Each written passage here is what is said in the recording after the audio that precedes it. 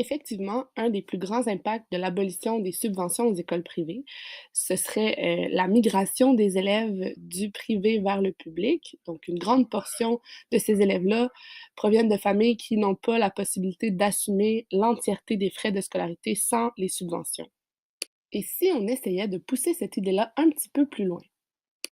C'est pas un secret pour personne, en ce moment, les écoles du Québec débordent tellement qu'on en est rendu à utiliser des unités modulaires qui sont en fait des roulottes qu'on installe souvent dans les cours d'école et qui sont reliées au bâtiment principal par des corridors. C'est une solution qui est temporaire depuis 15 ans. Selon la commissaire indépendante Violaine Cousineau, c'est une solution d'urgence qui est trop souvent utilisée à long terme. Elle craint d'ailleurs que le gouvernement ne se repose sur cette possibilité-là au lieu de faire de réels investissements dans les infrastructures. En effet, le gouvernement a annoncé qu'il allait investir 608 millions de dollars pour l'année 2018-2019 consacrés à des projets d'agrandissement de construction d'écoles.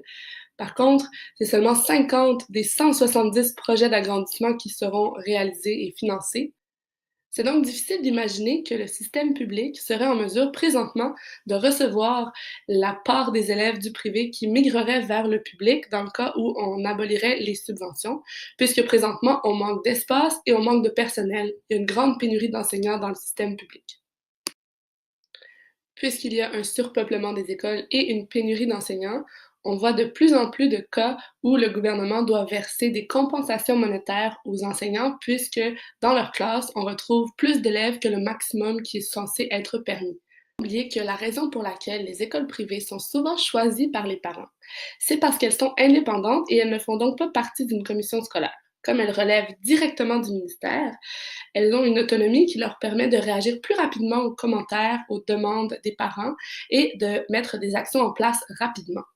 Bien sûr, on peut se dire que les écoles privées répondent de façon satisfaisante aux besoins des parents et rapidement. Par contre, il y a aussi de belles écoles dans le système public. Il y a des écoles à vocation particulière ou spécialisées qui permettent aux enfants de se spécialiser dans soit un art ou un sport. Le problème avec ces écoles-là, c'est que malgré leurs belles intentions, il y a souvent une sélection qui est faite aussi, même si c'est une école publique. Donc, c'est pas la clientèle défavorisée qui va profiter de ces écoles-là, et c'est cette clientèle-là, justement, qui se serait retrouvée au public, faute de pouvoir se permettre de continuer à étudier au privé.